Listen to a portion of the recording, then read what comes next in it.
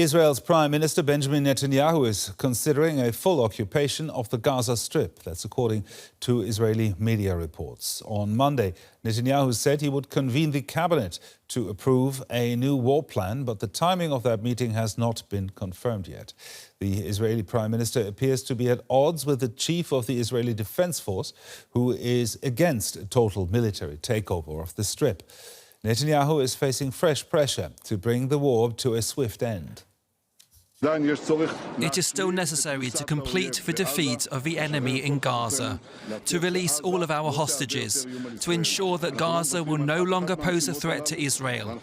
We are not giving up on any of these tasks. We will do it together through the great sacrifice of our male and female fighters.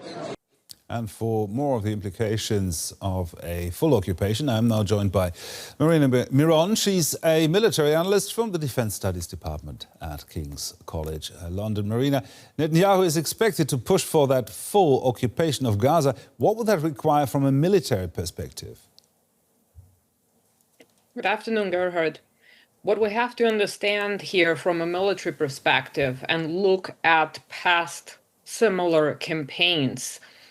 When it comes to the Gaza Strip, the Israeli military is already controlling about, let's say, 70%. Now, in order to occupy it, you would have to completely clear it of the Hamas fighters. That means, what do you do with the population? So the word is that the military might move on to Gaza City, where the population is. You have population on the ground, and we know what the situation is. We have population on the ground that's not only starving, and that might have not been hostile to the IDF, but is certainly now. So you have the hostile population, you still have Hamas fighters, you have hostages, and you need quite a huge amount of military personnel in order to clear and hold the territory. In NATO speak, the operations used to be shape, clear, hold, and build. Build being nation building, building up the infrastructure. And the question is that something that the military should be doing? And I'm trying to say here is that the politics has to decide, does it have as an objective to occupy Gaza and to reconstruct it as a state, as part of Israel? Because that is a completely different military task.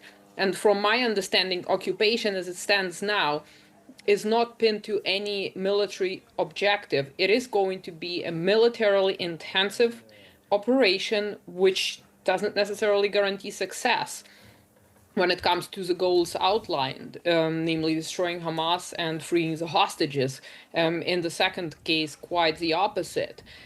We know that the military, especially former military and intelligence officials, disagree with this plan to go on with the operation. So there is a rift between the military instrument and the political leadership in terms of what needs to be done. And so you have that tension. You need a lot of manpower, you need a lot of time, resources, plus you have the international pressure.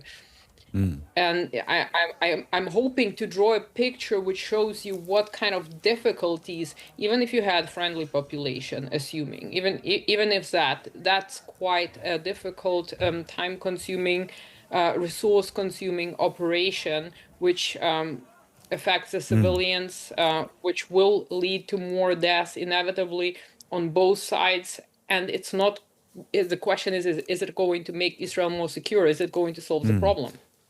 Marina, Israel's defense minister says the military will implement its orders despite the objection. What's the effect when a military is asked to carry out orders it does itself not agree with? It has no choice in this case. You can desert, there are punishments for that, but you cannot, as we've seen with the Chief of General Staff, he was objecting, he lost his position, he was fired. As for military personnel, it's much stricter in terms of obeying orders. Of course, we have to also touch upon the point, are those orders legitimate and legal? That is another aspect. There are cases when military personnel can disobey orders, but in most cases, as in any military, you don't really have a choice. And that's a point I was trying to make earlier. If the majority of the military disagrees with the orders being given from above, we're not talking the Sierra level kind of orders, we're talking orders of strategic magnitude, which influence the entire operation. I'm not saying this is going to happen, but there have been military coups in the past, specifically because of this tension between the military and specifically the military leadership and the political leadership. So it's not a very good situation to get yourself in as a politician. Marina Miron there from the Defence Studies Department at King's College London. Thank you, Marina. Thank you for having me.